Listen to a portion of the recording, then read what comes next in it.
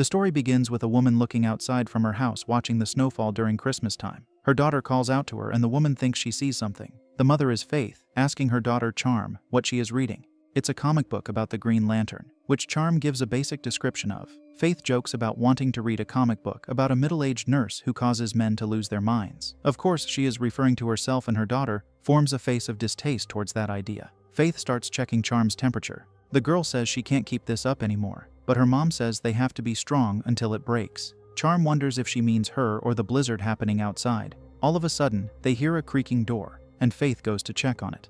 We see a creature has entered the house. The next scene shows us something strange. Charm puts on a boxing helmet, and her mom locks her inside the girl's room. Charm tells her mother to behave out there in a very different voice. Afterward, she starts acting out of control, like she's possessed. It makes her mother cover her ears in fear. During the opening credits, we see a dictionary open to a page that is interestingly centered on words like mutation. We keep seeing Charm behave in unnatural ways before we see grotesque illustrations laid out. One of them is of a chimera. A blizzard is taking place outside, having already delivered tremendous snow. Back in the house, Charm lies in a bathtub with ice inside. Her mom is nearby to ask if she will ever start her graphic novel. Charm replies that when she sits down to draw it, she realizes that she should conceive a story first. She wants to write something dark and karmic, yet hopeful. Her mother offers Charm her help as she looks at her drawings on the wall. From the girl's drawings, we learn she isn't just interested in comic books. She can also draw on their level.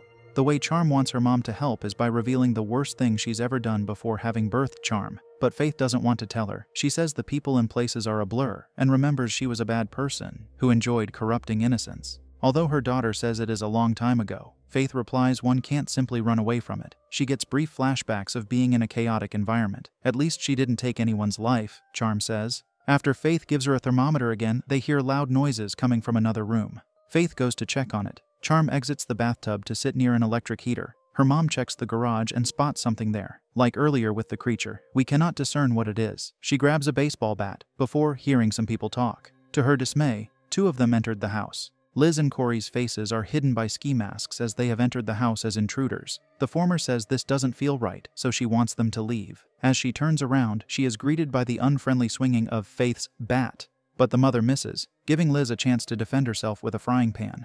Faith yells for the intruders to get out of her house. In the process of running away, Corey gets struck in his leg by Faith's bat, a modified bat with sharp screws at the tip. Thus he gets injured and gets brought to the floor, where he screams in pain. Liz removes her mask, telling Faith they are not there to hurt anyone.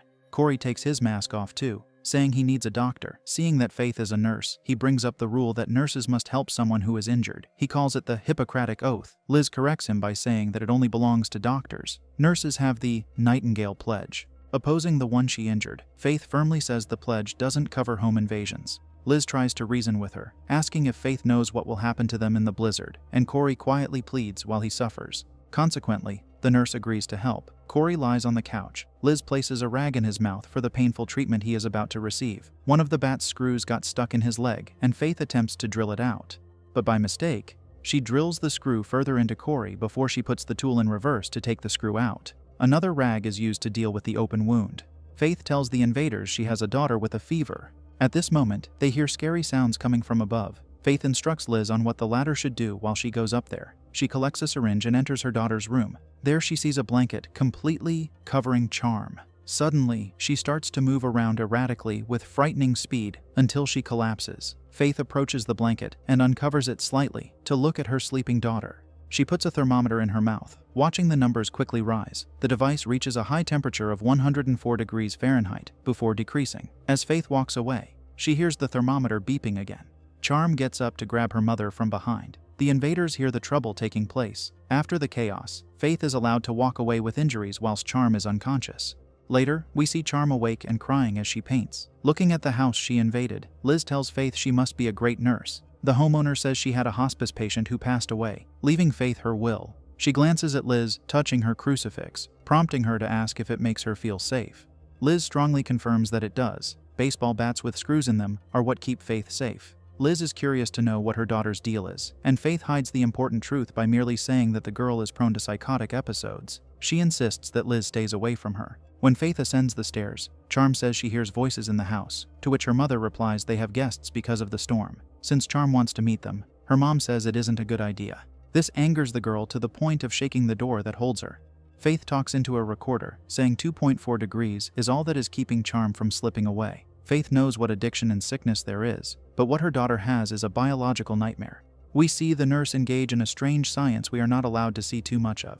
She has the words, "safe zone," written on a note. It ranges from 102 to 104.4 degrees Fahrenheit. Faith says the safe zone is getting harder to maintain, and she worries about her daughter running out of time. Switching to the invaders, we observe Liz in their given room as she places a crucifix and a Bible on a table. The prepared girl also has a stun gun. Her most interesting possession, however, there is a large tattoo of a crucified Christ on her back. She is truly a believer, no doubt about it. Corey tells her they are in an extremely fortunate situation, and Liz advises him that they cannot have another misunderstanding. Faith is now inspecting Charm's eye for intracranial hemorrhaging. It's a possible side effect from a prolonged fever, the mother says. A heavy recovery from any medication has a mini withdrawal, yet she assures her daughter she will be fine. Charm unexpectedly asks her mom if she was one of the mistakes she made. Faith replies that she has made mistakes throughout her life, but Charm is never one of them. Changing the topic, the girl asks about the visitors, and her mom says they are kids who got caught in the storm. This causes them to argue about Faith's usage of the word kids, until Charm says she wants to have a normal interaction with someone. Her mother yells that she isn't normal. Calming down to a quieter voice, Faith says to her that she is more capable than she thinks. She is more than what anyone can understand. Faith promises she will not give up if her daughter does not. She also agrees for all of them to have dinner together. Though to properly have it, Faith gives Charm some pills, which she doesn't give normally. In the next scene, Corey notices Charm's room upstairs. We see him enter it and he limps his way around in there. Upon hearing the flushing of a toilet, he quickly hides in a closet a brief moment before Charm walks out. Corey worries, telling himself he has to say something or she will think he's a madman if she finds him. So he decides to yell out if someone is going hiking. Charm inquires who he is and Corey replies he's not dangerous, a statement she expects every madman to say. We learn Liz is his sister before Charm asks him if he's coming out. The boy wants to stay there because if she does not see him, he says they have plausible deniability. Through the slight opening, he sees her artwork of porcupines on the wall and asks if she's interested in them. When she says she hates them, Corey sarcastically says it explains the shrine dedicated to the animal. The talk of porcupines eventually segues into Charm telling a story about her trip to the zoo many years ago. Her mother thinks it would make everything okay, but even at that time, Charm can see through her nonsense. Seeing her mom argue with someone scares the young girl into running away. She runs until she enters an employee's only room. There, a porcupine attacked her. Due to that, her mother is arrested for possession and negligence. She goes to 7 rehab stints within 10 years. Charm says part of recovering is letting go. She also says her mom has her old suitcase from her party days in the garage. She thinks there might still be something in there to silence all the pain. Corey thinks that is why Charm is a tortured artist. It's a feature he finds rather fascinating.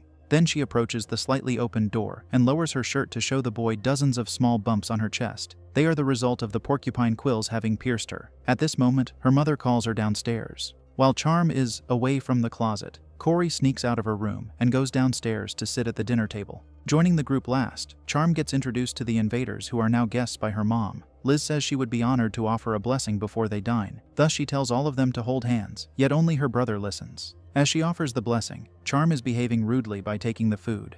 Liz's blessing prompts Faith to initiate an argument about God with the devout Christian. They exchange words for a decent amount of time, each disagreeing with the other, but no matter how long they argue, neither of them becomes convinced with the other's beliefs. Suddenly, Charm starts talking about perhaps her favorite comic book, Green Lantern. She does it to accompany the discussion about God. But during this, her condition takes hold of her due to being overly emotional during her speech, and the poor girl experiences a seizure. To complement one misfortune, another arrives in the form of the lights going out. So Faith decides to go to the garage with Corey to use the backup generator, whilst Liz stays with Charm.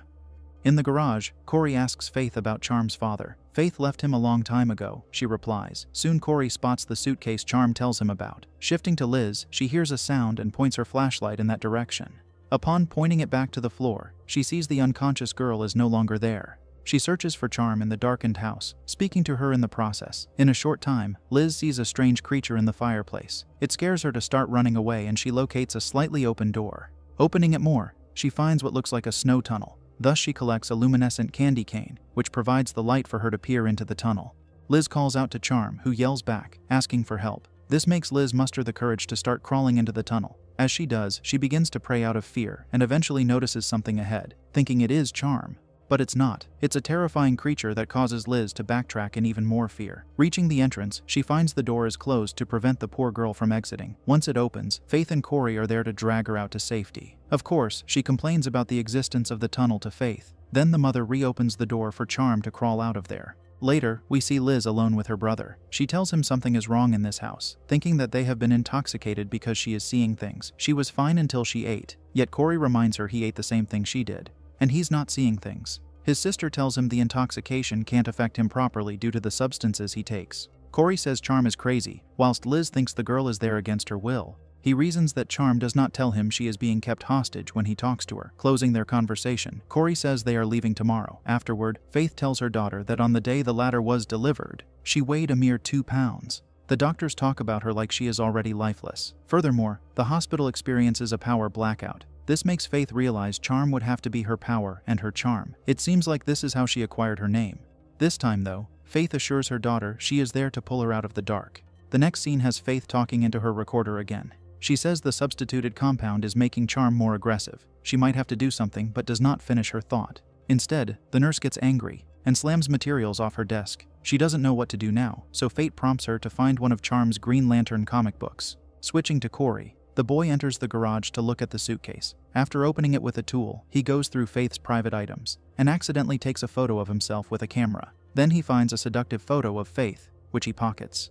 Looking at the photo he takes of himself, Corey sees there is a monster behind him on it. Therefore, he turns around, only to see nothing is there anymore. It is his cue to put the suitcase back and flee.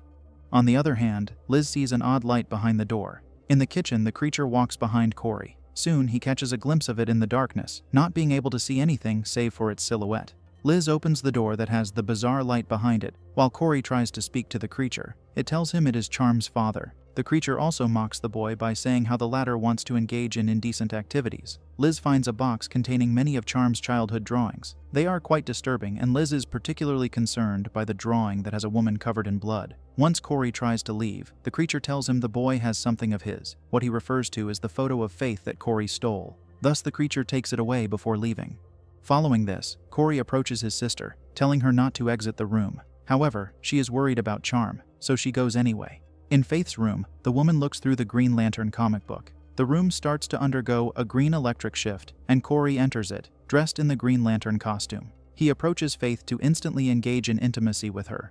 As he does, Liz crawls in there to steal a key on the cabinet. She uses it to enter Charm's room. In there, Charm greets the intruder by taking her photo. Liz says she has to see if Charm is being kept against her will. She has seen situations like this, and does not approve of this kind of protection. Charm responds that her mom says she turns into a monster if she becomes too hot or too cold. Expressing her Christian mindset, Liz guesses it can be guilt Charm harbors.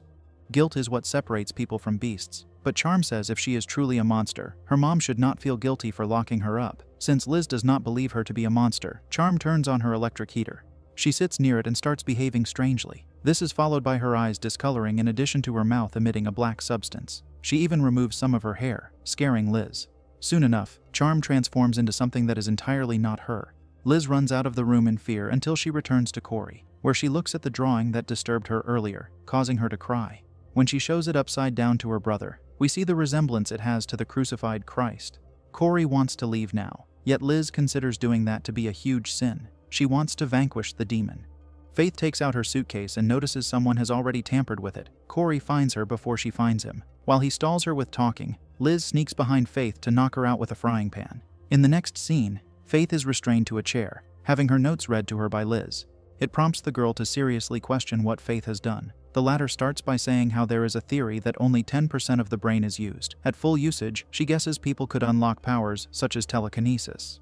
The woman links it to the Green Lantern, except without the rings. There are documented studies of drastic physical transitions, she says. What interests Liz, though, is hearing what Faith has to say about a cure. An insult is what she gets instead. Liz holds a gallon full of methadone and asks what kind of mother pumps her daughter with it. She also asks what kind of person gets pumped with it without becoming deceased. The nurse tells off the home invader to go to hell, whilst Liz interrogates the nurse about what sin's shadow is the former living in. At this moment, we get a brief distorted flashback of Faith's sin. She tells Liz not to touch her daughter, holding a crucifix. Liz says they should just invoke God's name and let him decide what is right or wrong, their truth or Faith's poison. As the devout Christian girl walks upstairs, her brother limps after her. Meanwhile, the restrained mother slides her chair back and slams into a cabinet, from which she collects a knife. She uses it to free herself, but once she is about to ascend the stairs, she witnesses Corey falling on them with porcupine quills stuck to him.